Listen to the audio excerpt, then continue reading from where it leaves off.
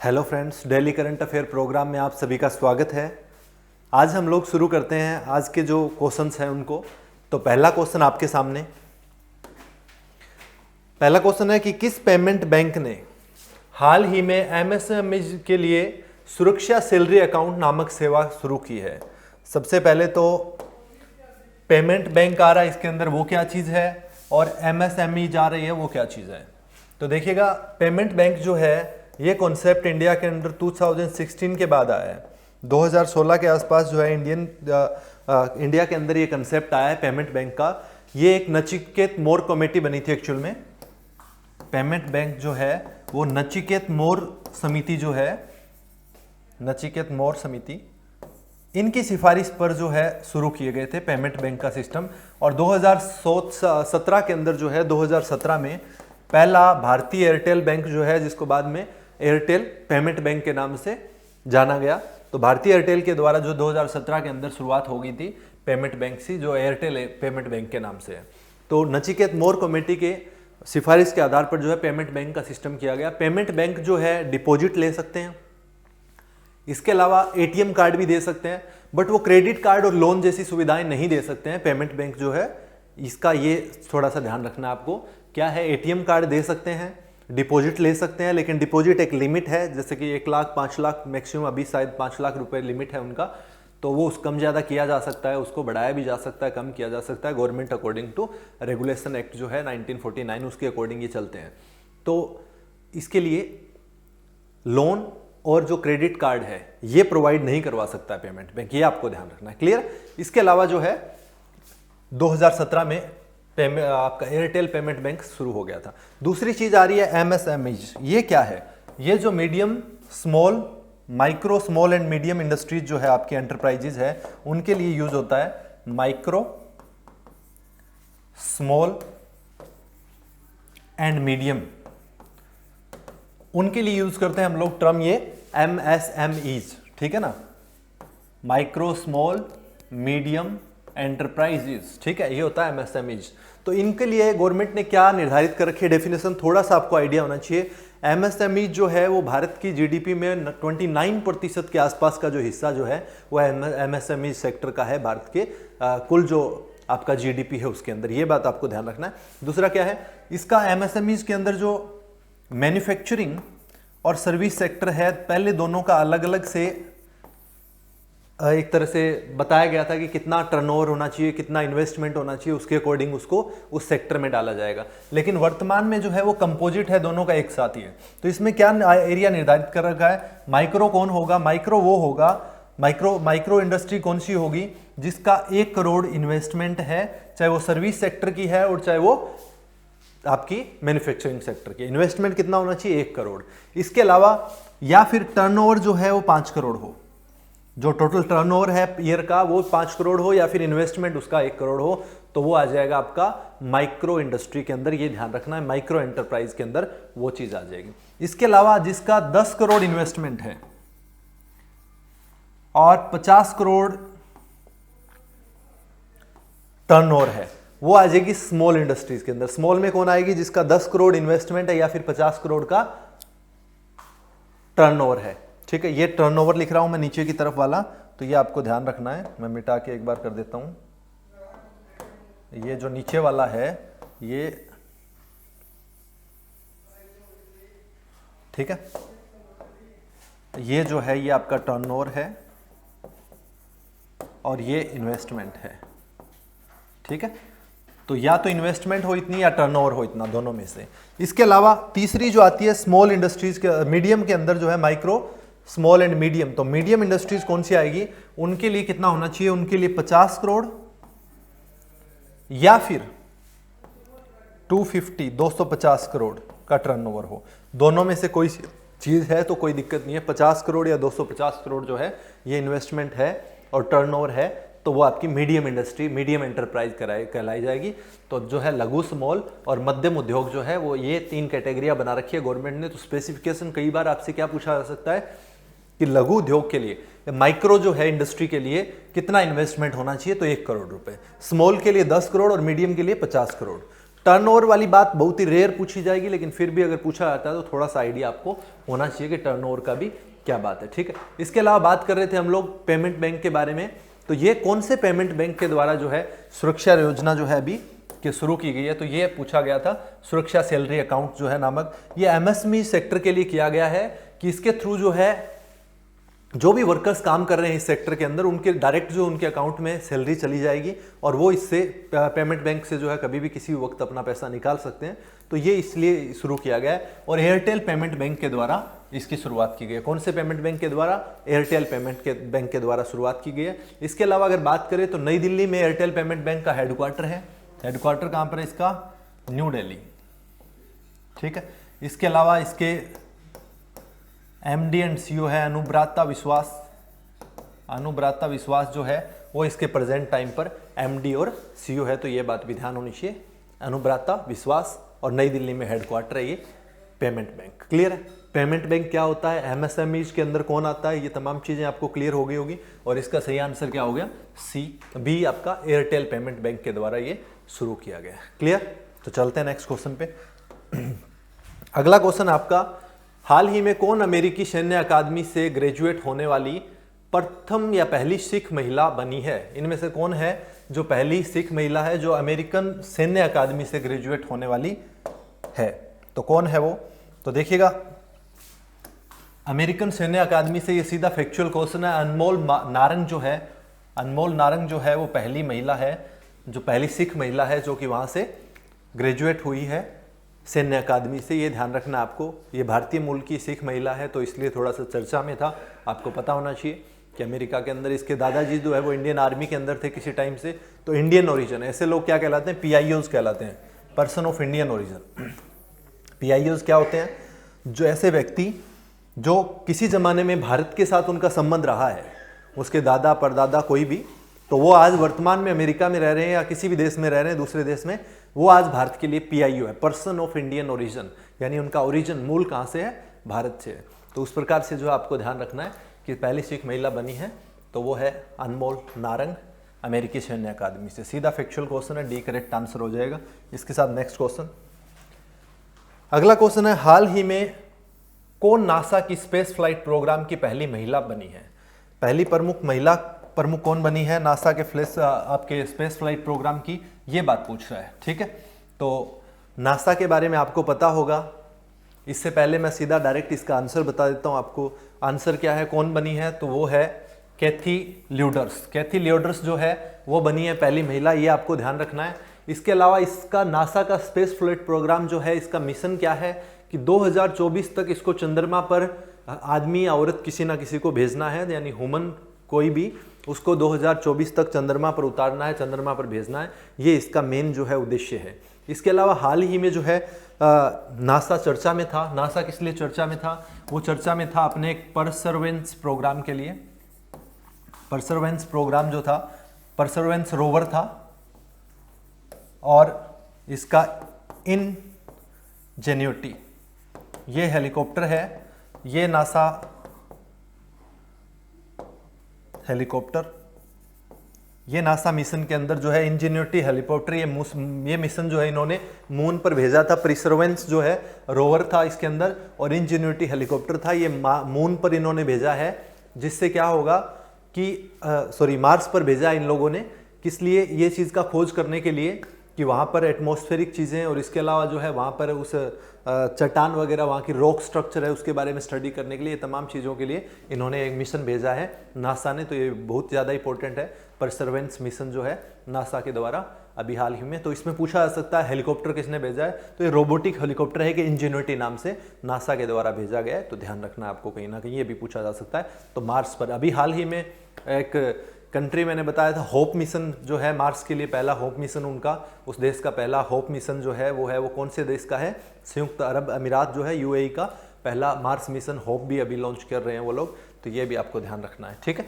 तो Perseverance NASA का है। इसके अलावा अगर हम लोग बात करें तो नासा जो है वो अमेरिकी एक तरह से स्पेस जो एजेंसी है, जो कि जितने भी स्पेस प्रोग्राम्स हैं अमेरिका के, वो सारे के सारे नासा के द्वारा ही देखे जाते हैं। तो ये ध्यान रखना है। अगर बात करें भारत में इसी प्रकार की नासा की तरह कौन है, तो भारत में नासा की तरह कौन काम कर रहा है? इसरो काम कर रहा है, ठीक है।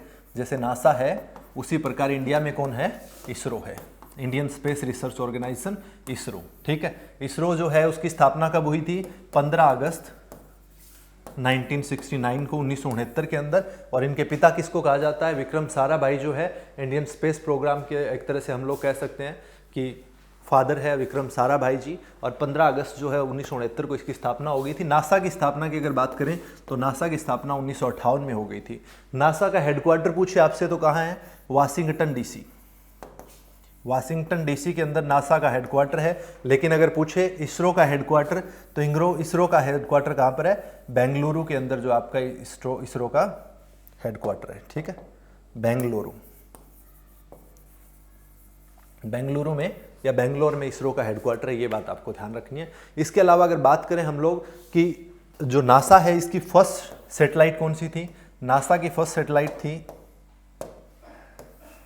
एक्सप्लोरर 1। एक्सप्लोरर 1 जो है वो नासा की पहली स्पेस फ्लाइट थी। पहला प्रोग्राम जो था नासा का वो ये था एक्सप्लोरर 1। लेकिन इसरो का कौन सा था, हमारी कौन सी थी, आर्यभट्टा जो हमने सबसे पहले लॉन्च किया था, आर्यभट्टा। ठीक है, 1975 के अंदर आर्यभट्टा जो है भारत का पहला प्रोग्राम जो लॉन्च किया गया था वो था आर्यभट्टा, ये ध्यान रखना है। और इनकी जो फर्स्ट सैटेलाइट थी वो थी एक्सप्लोरर 1। पहली सैटेलाइट जो है उपग्रह एक्सप्लोरर 1 है नासा का। और इंडिया का जो पहला सैटेलाइट था वो था आर्यभट्टा, 1975 में लॉन्च किया गया। ये बात आपको ध्यान रखना है। इसके अलावा एक चीज़ बार बार आपको न्यूज़ में और मिलेगी आने वाले समय में भी और अभी भी, जब भी इस तरह की बात होगी, वो क्या है, वो है आपकी गगनयान के बारे में। गगनयान क्या है, गगनयान इंडिया का स्पेस प्रोग्राम है, स्पेस मिशन है, जिसमें हम लोग पहली बार 3 लोगों को स्पेस में भेज रहे हैं। ह्यूमन जो स्पेस प्रोग्राम है इंडिया का, ह्यूमन स्पेस प्रोग्राम है, जिस अभी तक जो हम लोग स्पेस प्रोग्राम कर रहे थे उनके अंदर हमने कभी भी नहीं सोचा कि हम लोग किसी व्यक्ति को या ह्यूमन को ऊपर भेजें स्पेस के अंदर, तो ऐसा हमने नहीं सोचा था। लेकिन ये पहली बार इंडिया ह्यूमन स्पेस प्रोग्राम कर रहा है, गगनयान नाम से, वेरी वेरी फेमस, जिसके अंदर 3 एस्ट्रोनॉट्स को जो है 3 एस्ट्रोनॉट्स को भेजा जाएगा, 3 व्यक्तियों को इसके अंदर भेजा जाएगा। इसके अलावा साथ में एक रोबोट भी है जो कि व्योमित्र नाम से रोबोट भी है इसके अंदर। ठीक है, ये भी पूछा जा सकता है आपसे, व्योमित्र नाम से जो है इसके साथ एक रोबोट लेडी भी जाएगी और 3 व्यक्ति जाएंगे जिनकी हाल ही में अभी ट्रेनिंग भी चल रही है रूस के अंदर। तो आपसे ये क्वेश्चन भी पूछा जा सकता है कि अभी ट्रेनिंग जो है इनकी कहाँ से हुई है, जो गगनयान मिशन के साथ 3 व्यक्ति जाएंगे उन्होंने ट्रेनिंग कहाँ से ली है, रूस से ली है। क्योंकि भारत में ऐसे मिशंस के लिए ट्रेनिंग कैंप्स वगैरह या ट्रेनिंग प्रोग्राम हमारे पास नहीं अवेलेबल है, तो इसलिए रशिया से इन तीनों की ट्रेनिंग हो रही है, तो इनको भेजा जाएगा। क्या है कि ऐसा ऊपर जाना है आपको स्पेस प्रोग्राम में, तो स्पेस के अंदर, तो उसके लिए साइकोलॉजिकली आपको तैयार रहना बहुत ज़रूरी है। और भी बहुत सारी चीज़ें हैं जिसके लिए आपको प्रॉपर जो है तैयार रहना बहुत ज़रूरी है, अदरवाइज ये मिशन कंप्लीट नहीं हो पाते हैं। तो गगनयान जो है भारत का पहला स्पेस मिशन होगा जिसमें 3 लोग साथ जा रहे हैं। और इसके अंदर जो व्हीकल जिससे हम लोग भेजेंगे वो भी पूछा जा सकता है, GSLV MK3, GSLV Mark 3 जो है geosynchronous satellite launch vehicle. कौन सा है, GSLV की फुल फॉर्म क्या होती है, geosynchronous satellite launch vehicle जो है geosynchronous satellite launch vehicle GSLV। और PSLV आपका पोलर सैटेलाइट लॉन्च व्हीकल होता है। तो ये हम लोग GSLV MK3 के द्वारा भेजेंगे। 3 व्यक्ति होंगे इसके अंदर, एक रोबोट होगा साथ में जिसका नाम व्योमित्र है, और तीनों की रशिया में ट्रेनिंग चल रही है गगनयान, जो कि हम लोगों को कब तक भेजना है, 2022 तक भेजना है। ये स्पेस प्रोग्राम जो है 2022 को तक लॉन्च करेंगे हम लोग, ये भी आपको ध्यान रखना है। GSLV Mark 3 से भेजेंगे जिसका निक नेम और क्या है, और क्या बोलते हैं इसको, बाहुबली के नाम से भी जानते हैं हम लोग। ये हैवी सैटेलाइट लॉन्च करने के लिए हमारा जो है GSLV जो हम लोगों ने बनाया हुआ है, ये हैवी पेलोड जब हम लोगों को लॉन्च करना होता है उसके लिए GSLV है हमारे पास। हैवी का मतलब क्या है, जब हम लोगों को स्पेस के अंदर बड़ी सैटेलाइट छोड़नी है जिनका वजन जो है 4000 टन है, तो इस प्रकार 4000 किलोग्राम है, सॉरी, इस प्रकार के वेट की जो चीज़ें हैं उनको छोड़ने के लिए जो है हमें इस प्रकार आपका GSLV जैसा व्हीकल चाहिए। ठीक है, GSLV एक व्हीकल है, geosynchronous satellite launch vehicle. ठीक है, हल्के के लिए हमारे पास पहले क्या था, PSLV जो कि पोलार सैटेलाइट लॉन्च व्हीकल था। ठीक है, तो PSLV से कर रहे थे, अभी GSLV आ गया। और GSLV Mark 3 से गगनयान भेजेंगे हम लोग 2022 में, और उसका निक नेम क्या है, बाहुबली है। तो ये कुछ एक चीज़ें जो आपको ध्यान रखना जरूरी है इसके साथ ही, जो कि एग्जाम पॉइंट ऑफ व्यू से आपके लिए इंपॉर्टेंट हो जाएगी। और आगे पूछी जाएगी, ठीक है। ये ध्यान रखना है, छोटी मोटी बातें, हेडक्वार्टर वगैरह, ISRO, Indian Space Research Organisation, तमाम चीज़ें, ठीक है। तो ये कैथी लुडर्स जो है स्पेस फ्लाइट प्रोग्राम की पहली महिला प्रमुख बनी है, जो कि पहले भी कई सारी जो है प्रोग्राम्स को इस नासा के अंतर्गत ही कई सारे प्रोग्राम्स को भी लीड कर रही थी, लेकिन स्पेस फ्लाइट प्रोग्राम की पहली बार बनी है, पहली महिला बनी है, जो कि कैथी लुडर्स है। तो ये ध्यान रखना है, क्लियर है। इसके बाद आपका नेक्स्ट अगला क्वेश्चन है, हाल ही में कौन मरियाना ट्रेंच तक पहुंचने वाली दुनिया की पहली महिला बनी है। इनमें से कौन ऐसी है जो मरियाना ट्रेंच तक पहुंचने वाली दुनिया की पहली महिला बनी है। तो सबसे पहले तो ये पता होना चाहिए what is Mariana trench. Mariana trench क्या है और कहां पर है। तो देखिए मैं थोड़ा सा इसमें विस्तार से तुम लोगों को चीजें बताता हूं। देखिए ये इंडिया है, इंडिया के इधर समुंदर लगता है। ऐसा नहीं है कि कोई व्यक्ति इधर खड़ा है और यहां पर जैसे यहां पर गया तो वो समुद्र के अंदर डूब गया, ऐसा नहीं होता है। एक्चुअल में क्या है मामला कि यहाँ से जब पहले चलते हैं हम तो धीरे धीरे स्लोप आती है, ठीक है।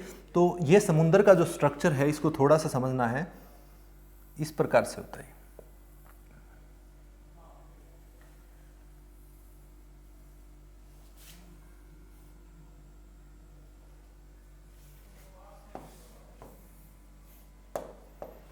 इसको समझना है थोड़ा सा।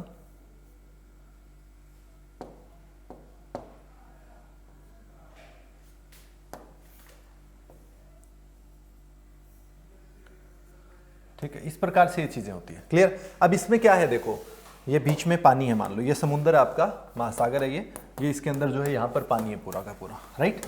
ये यहाँ पर पानी है। तो जो हमारे समुंदर के साथ से लगती हुई पहली जो परत है, पहली जो लाइन है, ये वाला पोर्शन, यानी जो तट के पास लगता हुआ, समुंदर के बिल्कुल तट के पास लगता हुआ जो समुंदर की तरफ जाते हैं हम लोग, तो ये जो पहली ये वाली पोर्शन है, ये वाला जो है एरिया, इसको हम लोग कहते हैं कॉन्टिनेंटल शेल्फ। अंग्रेजी भाषा में बता रहा हूं मैं, कॉन्टिनेंटल शेल्फ। और हिंदी में क्या कहते हैं इसको, महाद्वीपीय मगन तट। इसको क्या कहते हैं, महाद्वीपीय मगन तट। ये कई बार प्रश्न भी आता है कि तट से समुद्र की तरफ जाते समय जो पहला आता है, पहली नंबर पे क्या कौन सी चीज आती है, तो महाद्वीपीय मगन तट आता है। उसके बाद जो ये स्लोप देख रहे हैं आप लोग, ये स्लोप जो आती है दूसरी यहां से लेकर यहां तक, इसको बोलते हैं ढाल। ये ढाल लग रही है ना, तो इसको बोलते हैं महाद्वीपीय मगन ढाल। महाद्वीपीय मगन ढाल कहा जाता है, या फिर कॉन्टिनेंटल स्लोप कहा जाता है इसको। उसके बाद जो है फिर यहाँ पर होता है राइज, उठा हुआ क्षेत्र। और उसके बाद जो है ये होता है फिर ट्रेंचेज, ट्रेंचेज और डीप, ट्रेंचेज एंड डीप होती है, ठीक है ना। गर्त, ये क्या होते हैं, हिंदी भाषा में गर्त कहा जाता है, ट्रेंचेज एंड डीप, गर्त, क्लियर है। और उसके बाद फिर जो है कहा जाता है ये नित्तल मैदान या अबाइसल प्लेन, नित्तल मैदान या अबाइसल प्लेन। तो ये समुंदर के फीचर्स है जो आपको पता होना चाहिए। ऐसा नहीं कि समुंदर एकदम फर्श की तरह एकदम प्लेन है, कुछ भी नहीं है, कहीं ऊंचा है कहीं नीचा है। तो उसी प्रकार से जो समुंदर के अंदर बहुत गहरा गड्ढा होता है उसको हम लोग क्या बोलते हैं, ट्रेंच या डीप। जैसे चैलेंजर डीप आपने नाम सुना होगा, तो ये ट्रेंच हो गया। ट्रेंच के अंदर ये जो है ये वाला पोर्शन क्या होगा आपका, ये डीप हो गया। तो चैलेंजर डीप जो है वो सबसे गहराई में है, तो इसलिए आपको थोड़ा ध्यान रखना चाहिए। अब हम लोग ये ध्यान रख लेंगे आप, महाद्वीपीय मगन तट, मगन ढाल, ट्रेंच और गर्त क्या चीज है, ये नीतल मैदान जो है वो प्लेन एरिया आगे वाला हो गया, क्लियर है इतना। अब हम लोग आते हैं हमारे क्वेश्चन पे। इसने बोला कि कौन महिला जो है वहां पर गई है, तो कौन गई है इसके बारे में पूछा है। तो देखते हैं कौन सी महिला गई है। इनमें से गई है केथी सुलिवान। केथी सुलिवान जो है वो पहली महिला है जो कि वहां तक गई है। केथी सुलिवान जो है वो पहली महिला है, तो ये आपको ध्यान रखना है, जो कि मरियाना ट्रेंच पर, और यही पहली महिला है जो स्पेस में भी गई है। केथी जो है सुलिवान ही पहली महिला है जो स्पेस में भी गई है, तो ये बात आपको ध्यान रखना है। और मरियाना ट्रेंच में भी, मरियाना ट्रेंच की बात करें तो मरियाना ट्रेंच जो है आपकी प्रशांत महासागर के अंदर पड़ती है। कौन से महासागर में ये है, पैसिफिक ओशियन के अंदर। प्रशांत महासागर का जो वेस्ट पार्ट है, पश्चिमी भाग है, वहां पर है आपकी मरियाना ट्रेंच। और मरियाना ट्रेंच की अगर आपकी बात करें तो 11,022 मीटर जो है इसकी गहराई है, 11,022 मीटर। अगर ऊपर बात करें हम लोग, माउंट एवरेस्ट सबसे ऊंची चोटी है। माउंट एवरेस्ट की हाइट कितनी है, 8850 मीटर, जो कि नेपाल के अंदर है। और जो ये गहराई के अंदर जो है वो 11,022 मीटर है, ये बात ध्यान रखना है। अब एक चीज आप देखेंगे कि स्पेस में बहुत सारे लोग जो है घूमकर आ गए, ऊंचाई पर बहुत लोग चले गए हैं, लेकिन गहराई में जो मरियाना गर्त है वहां पर लगभग अभी तक 8 ही लोग जा पाए हैं, केवल 8 ही लोग जो है वहां तक जा पाए हैं। ऐसा क्यों, क्योंकि नीचे जाते हैं तो प्रेशर्स वगैरह बहुत सारी चीजें ऐसी होती है जिसके कारण जो है ह्यूमन बॉडी जो है उसको रजिस्ट नहीं कर पाती है, और अल्टीमेटली बहुत ही खतरनाक चीज होती है वो, तो इसलिए बहुत कम लोग जा पाते हैं। तो ये पहली महिला बनी है केथी सुलिवान जो है, जो नीचे मरियाना गर्त या चैलेंजर डीप में जाकर आई है, जो कि 11,022 मीटर है। इसके अलावा एक होता है नेशनल ओशियनिक एटमॉस्फेरिक एडमिनिस्ट्रेशन, एक संस्था है, थोड़ा सा इसके बारे में, national oceanic and atmospheric administration, national oceanic and atmospheric administration. इसके अकॉर्डिंग अगर बात करें तो एवरेज जो डेप्थ है, एवरेज डेप्थ जो है ओशियन की वो है 12,100 फीट। एवरेज डेप्थ कितनी है? 12,100 फीट जो है वो एवरेज डेप्थ है। और जो सबसे ज़्यादा डेप्थ है, सबसे ज़्यादा गहराई की अगर बात करें तो 36,200 फीट जो है, 36,200 फीट जो है मैक्सिमम डेप्थ जो मरियाना गर्त की है वो 36,200, डीपेस्ट पॉइंट जो है चैलेंजर डीप, उसकी डेप्थ है 36,200 फीट है। और एवरेज डेप्थ जो ओशियंस की कितनी है? 12,100 फीट जो है वो एवरेज डेप्थ है। ये बात आपको ध्यान रखनी है। किसके according? National oceanic and atmospheric administration जो है ये सेंटर के द्वारा जो है बात कही गई है। अगर बात करें विश्व में कुल कितने महासागर हैं तो आपको याद रख लेना है पैसा से। पैसा पता ही आपको, पैसा माने रुपया, रोकड़ा जो भी। तो पैसा जो है वो क्या है? पैसा देखिएगा P फॉर पैसिफिक। पैसिफिक जो है सबसे बड़ा महासागर कौन सा है? प्रशांत महासागर है, पैसिफिक। उसके बाद दूसरे नंबर पे आता है अंटार्कटिक, A फॉर अंटार्कटिक। तीसरे नंबर पे आता है I फॉर इंडियन। चौथे नंबर पे सदर्न ओशियन। और पांचवें नंबर पे आता है आपका आर्कटिक। ठीक है, आर्कटिक जो है वो सबसे छोटा।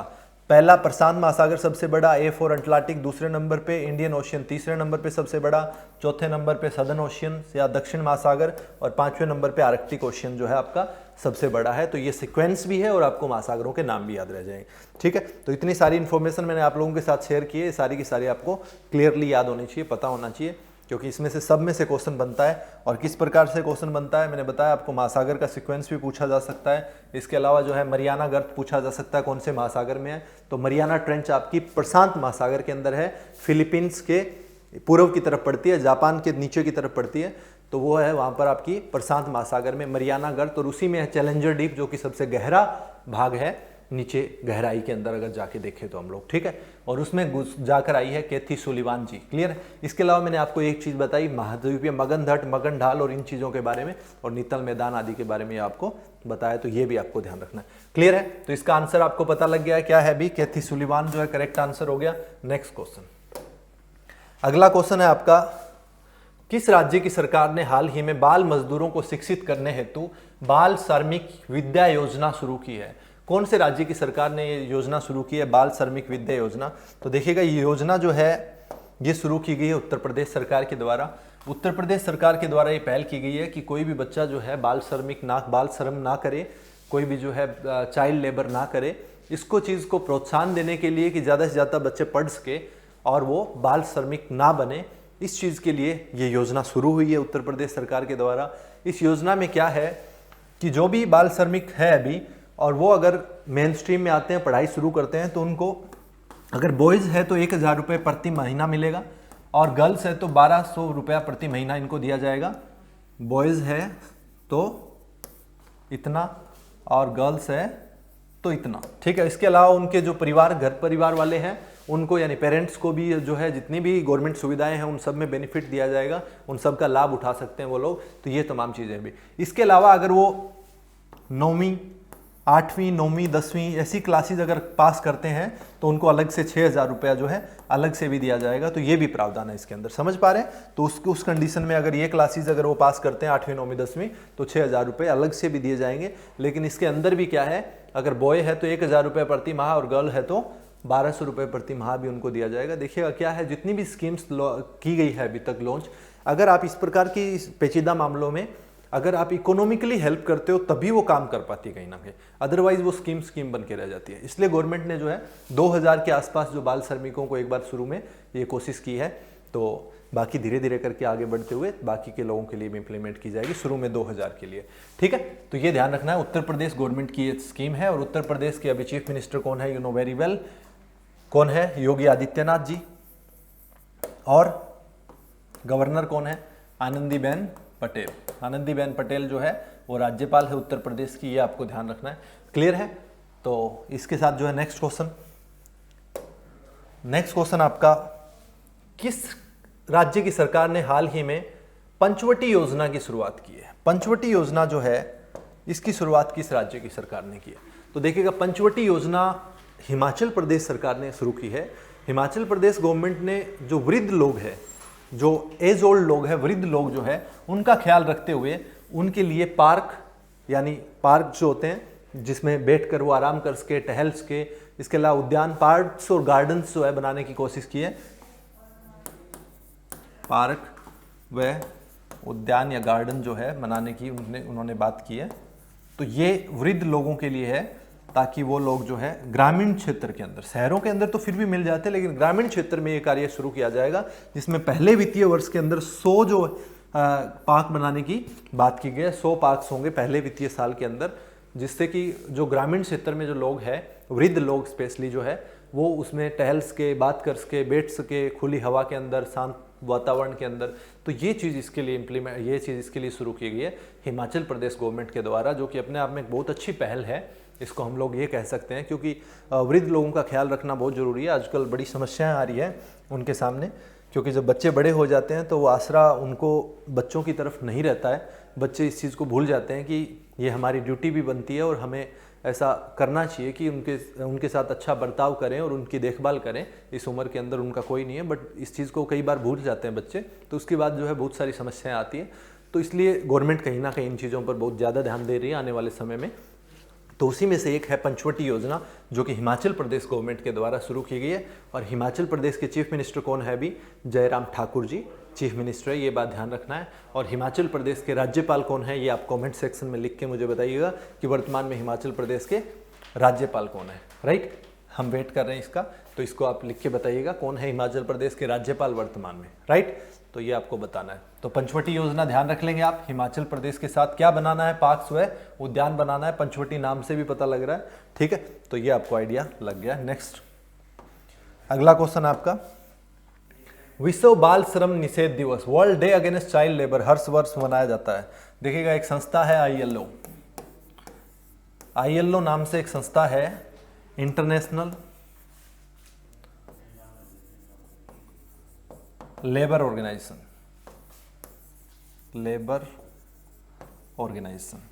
स्थापना हुई थी इसकी 1919 के अंदर। 1919 में इस संस्था की स्थापना हुई थी। 11 अप्रैल 1919 को इसकी स्थापना हो गई थी, जो ILO है। तो ये जो है, ये लेबर जो है उसकी तरफ ध्यान रखती है कि जो श्रम, बाल श्रम वगैरह है, इस चीज़ पर भी ध्यान रखती है कि कोई नहीं हो। तो ये तमाम जो है लेबर संबंधित कानूनों को भी ध्यान रखती है वर्ल्ड वाइड जो है, पूरे विश्व भर में। तो इंटरनेशनल लेबर ऑर्गेनाइजेशन की स्थापना जो है 11 अप्रैल 1919 को हुई थी। और इसने जो है 2002 के अंदर, कब? 2002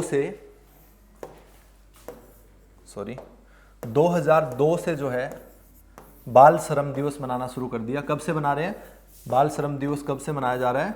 तो ये मनाया जा रहा है 2002 से। और प्रतिवर्ष जो है 12 जून को मनाया जाता है। ये 12 जून को, 12th ऑफ जून, ठीक है, 12th ऑफ जून को मनाया जाता है बाल श्रम दिवस।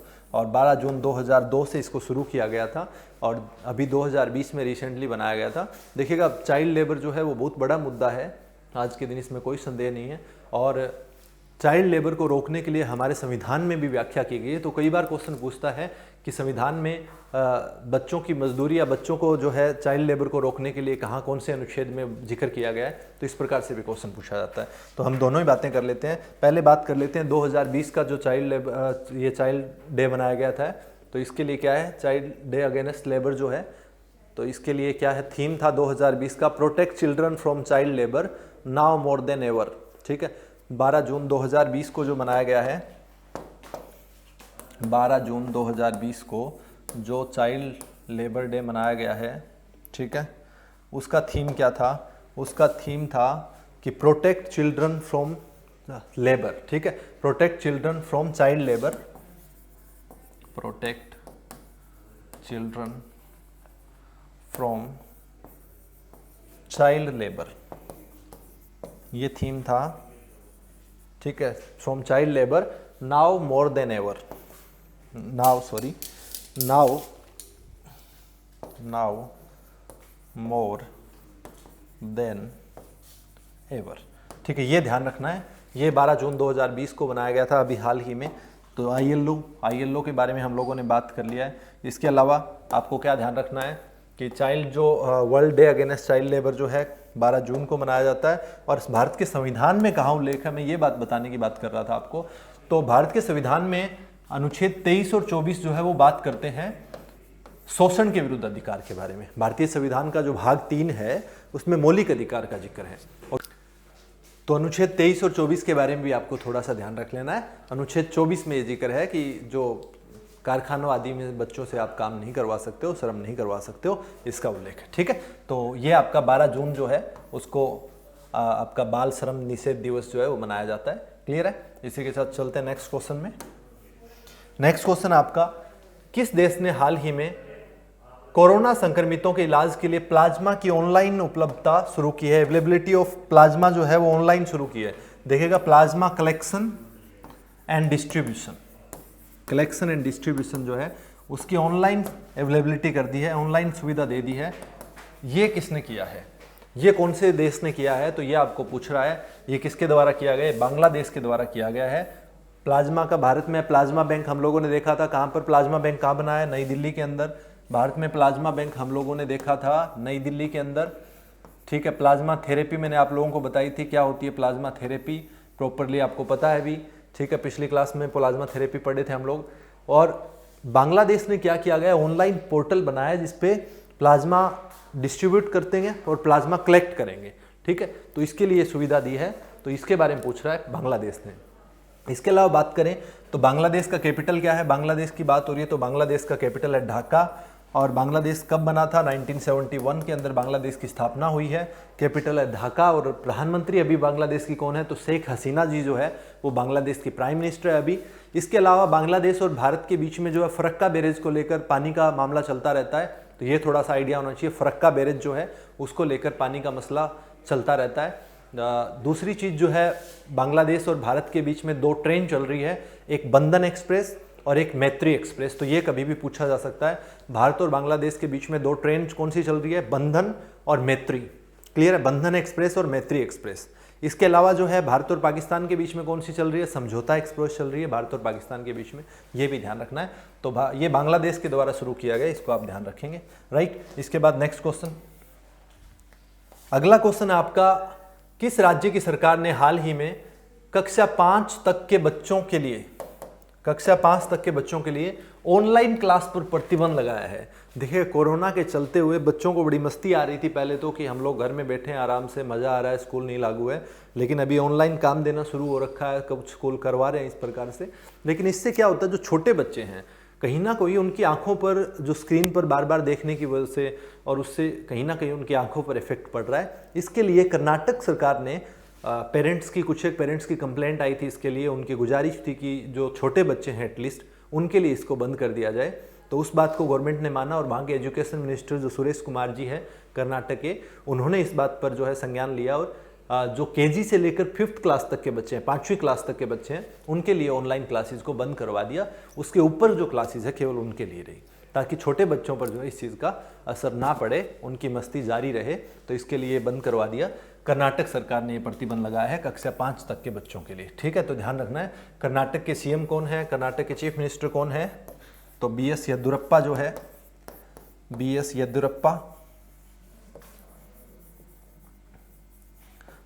येदियुरप्पा जो है वो है चीफ मिनिस्टर वहाँ पर। सीएम के बीजेपी गवर्नमेंट है। इससे पहले जो है HD कुमारास्वामी थे। HD कुमारास्वामी जो है इससे पहले थे, लेकिन वो वहाँ पर बीजेपी गवर्नमेंट ने जो है वहाँ पर जो कुछ एंटी डिफेक्शन लॉ जो है उसको मैनिपुलेट करके किसी ना किसी प्रकार से, और BS येदियुरप्पा की गवर्नमेंट अभी वर्तमान में चल रही है। आपको इतना ही ध्यान रखना है, चीफ मिनिस्टर है वहाँ पर। और राज्यपाल की अगर बात करें तो राज्यपाल कौन है? वाजूभाई वाला।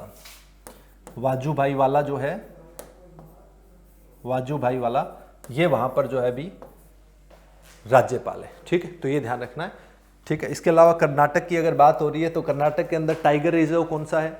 बांदीपुर टाइगर रिजर्व कर्नाटक के अंदर है, ये भी आपको ध्यान रखना है। ठीक है ना, बांदीपुर टाइगर रिजर्व कौन से राज्य में, कई बार पूछ लिया जाता है। इसके अलावा नागरहोल टाइगर रिजर्व जो है ये दोनों कर्नाटका के अंदर है, ये भी आइडिया होना चाहिए। इसके अलावा कोई और भी चीज़ आपके दिमाग में आ रही है कर्नाटक से संबंधित तो उसको भी लिख देना है, तो वो आपके दिमाग में फिर रहेगी, ध्यान रहेगी। ठीक है, मैक्सिमम अपने माइंड का यूटिलाइज करो चीज़ों को रिकॉल करने के अंदर। राइट, तो इसके बाद चलते हैं नेक्स्ट क्वेश्चन में। इसका कर्नाटक करेक्ट आंसर हो गया। नेक्स्ट क्वेश्चन है, हाल ही में कौन गूगल क्लाउड इंडिया के नए वरिष्ठ निदेशक बने हैं? तो सिंपल डायरेक्ट क्वेश्चन का आंसर दीजिएगा, कौन बने हैं अभी गूगल क्लाउड इंडिया के वरिष्ठ निदेशक कौन बने हैं? तो देखिएगा, करण जो जावरकर के थे पहले, उनके स्थान पर अभी आए हैं अनिल वलूरी। अनिल वलूरी जो है वो नए निदेशक बने हैं गूगल क्लाउड इंडिया के। तो ये आपको ध्यान रखना है, अनिल वलूरी जो है गूगल क्लाउड इंडिया के नए निदेशक बने हैं। क्लाउड कंप्यूटिंग और गूगल क्लाउड क्या चीज़ है, ये चीज़ आप लोग समझना है। इस चीज़ को किसी लेक्चर के अंदर हम लोग प्रॉपर पता करेंगे कि क्लाउड कंप्यूटिंग क्या होती है और गूगल क्लाउड क्या चीज़ है, इसके बारे में हम लोग डिटेल से जानेंगे। वैसे आपको बेसिक तौर पर पता इतना होना चाहिए कि गूगल क्लाउड या क्लाउड कंप्यूटिंग क्या है, जिसमें आप लोग इतना सारा डेटा जो है वो एक साथ काम कर पा रहे हैं, वो सारा क्लाउड कंप्यूटिंग की वजह से ही हो रहा है। बस इतना ध्यान रखिएगा आप लोग। यूट्यूब पे आप इतना सब कुछ अपलोड कर पा रहे हैं तो वो सारा का सारा जो है वो क्लाउड कंप्यूटिंग का ही कमाल है। इन सब चीज़ों को बस ध्यान रखिएगा। और निदेशक जो है अनिल वल्लूरी जी। इसी के साथ जो है आज की क्लास हम लोग यहीं पर समाप्त करते हैं। बाकी की चीज़ें अगली क्लास में करेंगे। तब तक के लिए पिछली क्लासेस सारी देखते रहिएगा ताकि आपको सारी चीज़ें कवर हो पाए अच्छे से। Thank you so much. Bye bye.